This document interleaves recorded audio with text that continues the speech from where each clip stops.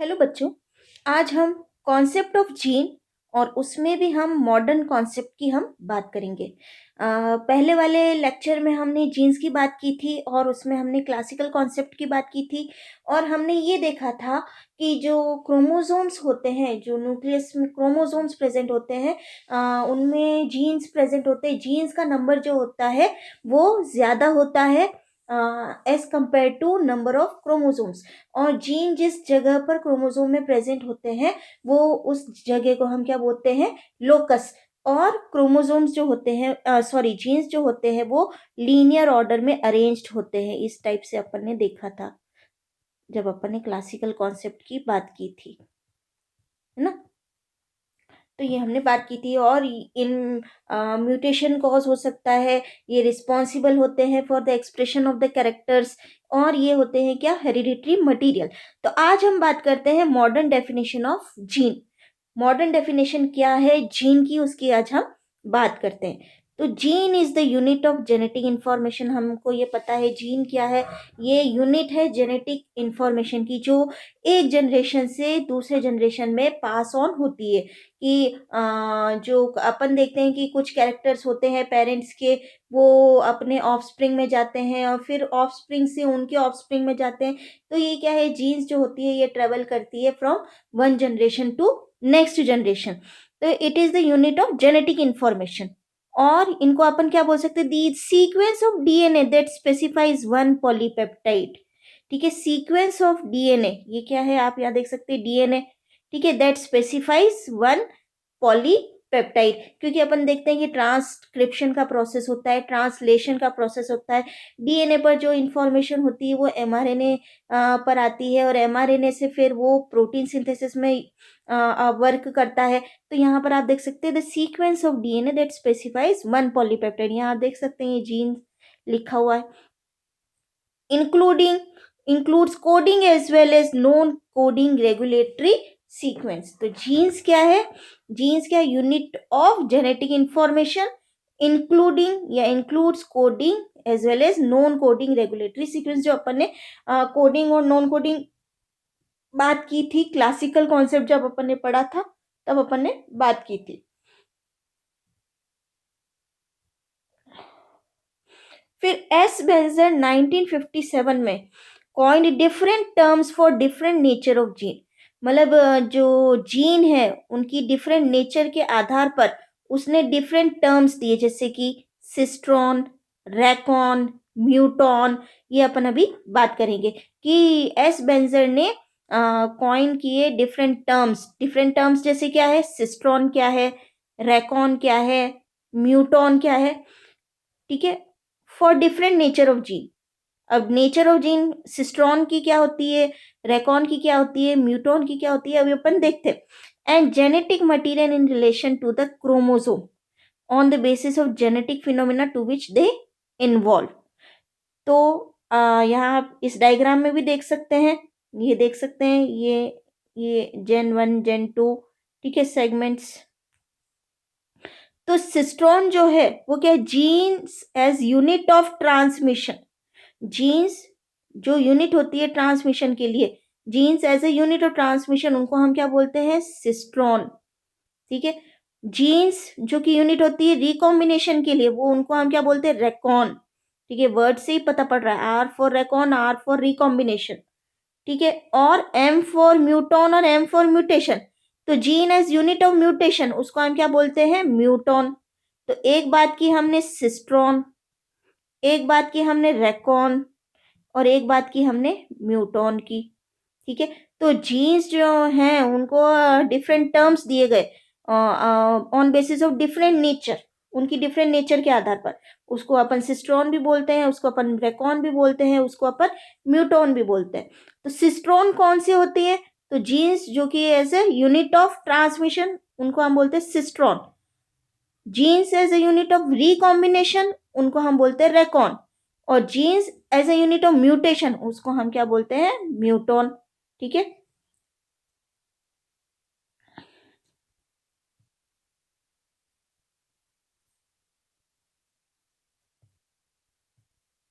फिर अपन बात करते हैं सबसे पहले सिस्ट्रॉन की, अपन थोड़ी बात कर लेते हैं। तो ये सिस्ट्रॉन क्या है? Genes as a unit of transmission, ठीक है, ये एक जनरेशन से दूसरी जनरेशन में जाएगी। तो the part of DNA, genes कहाँ प्रेजेंट है? डीएनए, ठीक है। तो the part of DNA specifies a single polypeptide chain. तो पार्ट ऑफ डीएनए जो स्पेसिफाई करता है क्या? सिंगल पॉलीपेप्टाइड चेन को, उसको हम क्या बोलते हैं?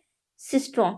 और cistron can have 100 nucleotide pairs, ठीक है, 100 न्यूक्लियोटाइड पेयर्स तक हो सकते हैं in length, to up to 30,000 nucleotide pairs. 100 nucleotide pair से लेकर 30,000 न्यूक्लियोटाइड पेयर तक हो सकते हैं, सिस्ट्रॉन कैन हैव, ठीक है। और it transmits character from one generation to other as unit of transmission. तो ये क्या है? As a unit of transmission. कि क्वेश्चन आ सकता है कि genes as unit of transmission कौन सा है? तो वो क्या है? सिस्ट्रॉन, ठीक है। या transmits character from one generation to another as unit of transmission, वो क्या है? सिस्ट्रॉन। नेक्स्ट अपन बात करते हैं रेकॉन की। तो genes as unit of recombination क्या होगा? रेकॉन। ये क्या है? Smallest segment of DNA, smallest segment होता है डीएनए का जो कि कैपेबल होता है being separated and exchange with other chromosome, ठीक है, सेपरेटेड और एक्सचेंज विथ अदर क्रोमोसोम, इसको हम क्या बोलते हैं? रेकॉन। तो रेकॉन कंसिस्ट ऑफ 2 और more than 2 pair of nucleotide. जो रेकॉन होता है उसमें होते हैं consist of not more than, not, ये इंपॉर्टेंट है, not more than 2 pairs of nucleotide. तो gene as unit of recombination क्या हो गया? रेकॉन। और recon consist of not more than 2 pair of nucleotides. फिर बात करते हैं अपन म्यूटॉन की। तो gene as unit of mutation, mutation के लिए, तो म्यूटेशन क्या है? Smallest unit of genetic material, ठीक है, स्मॉलेस्ट यूनिट है जेनेटिक मटीरियल का विच व्हेन चेंज्ड और mutated produce a phenotypic trait. Phenotypic trait क्या होती है? जो हमें दिखती है, ठीक है। और muton is delimited to a single nucleotide. अब अपन जीन टाइप्स की बात करें, कितने जीन टाइप्स हो सकते हैं? On basis of their behaviour, behaviour के आधार पर जीन्स को अलग अलग कैटेगरी में ये डिवाइड किया गया है। जीन्स में भी categorise into following type: basic gene हो गई, लीथल जीन हो गई, मल्टीपल जीन हो गई, प्लियोट्रॉफिक जीन हो गई, इस टाइप की जीन्स हम देखते हैं। सबसे पहले अपन देखते हैं बेसिक जीन। बेसिक जीन क्या है?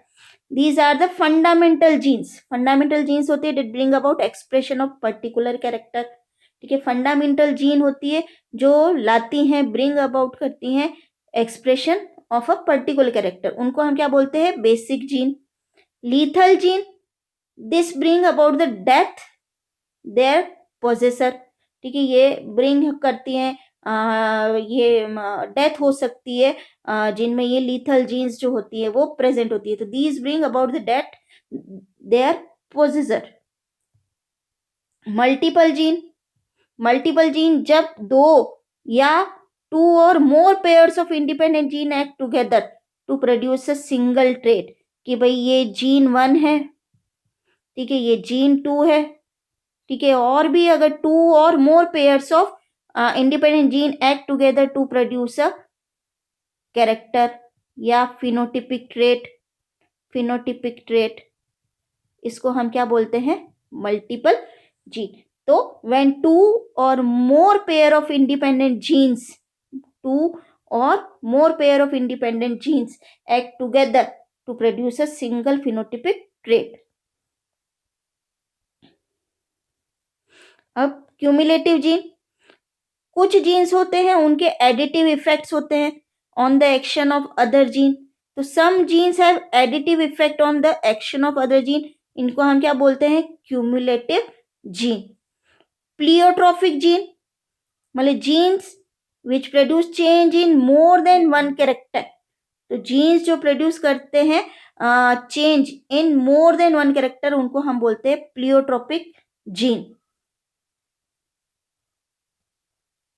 फिर मॉडिफाइंग जीन, मॉडिफाइंग जीन कौन सी होती है? Gene which can not produce a character by itself, जो खुद से कोई कैरेक्टर प्रोड्यूस नहीं कर सकती है, बट जब इंटरेक्ट करती है with other to produce a modified effect is called modifier gene, मतलब जो वो जीन जो खुद से कोई कैरेक्टर प्रोड्यूस नहीं कर पा रही है, लेकिन जब किसी और के साथ वो इंटरेक्ट विथ अदर, तो वो क्या करती है, वो मॉडिफाइड इफेक्ट प्रोड्यूस करती है, और उनको हम क्या बोलते हैं, मॉडिफायर जीन्स। तो मॉडिफाइंग जीन क्या हुई, gene which can not produce a character by itself but interacts with other.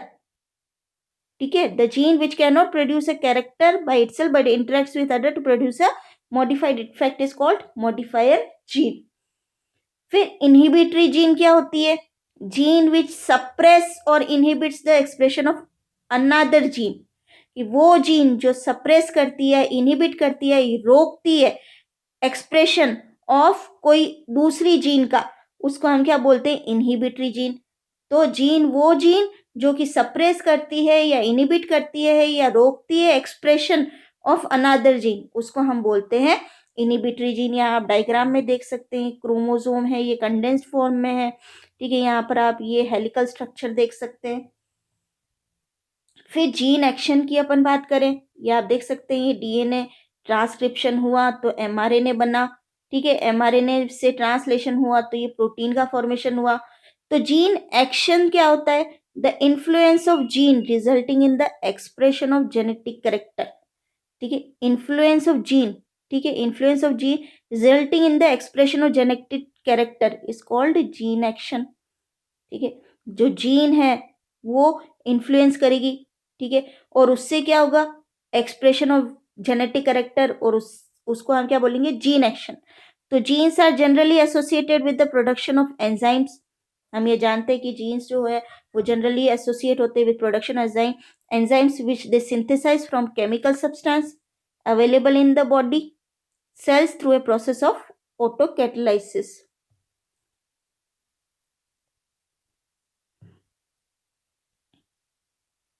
फिर as a rule one gene affects one enzyme, the various actions of genes are expressed in their development of, जैसे pigments, colours, hormones, size and form, production of proteins, antigen and antibody.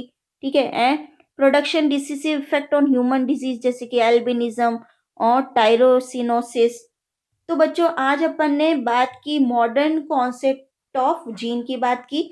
उसमें अपन ने देखा कि gene जो है, जो S Berger ने coin किए different terms for different nature of gene, जैसे कि सिस्ट्रॉन, रेकॉन और म्यूटॉन। तो सिस्ट्रॉन क्या होता है, ठीक है, gene as a unit of transmission, और रेकॉन क्या होता है, जो gene as a unit of recombination.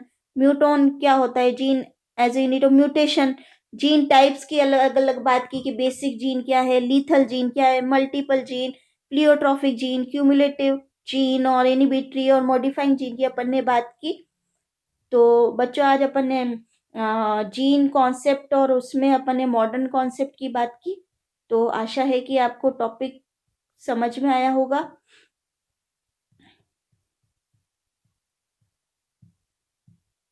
Thank you.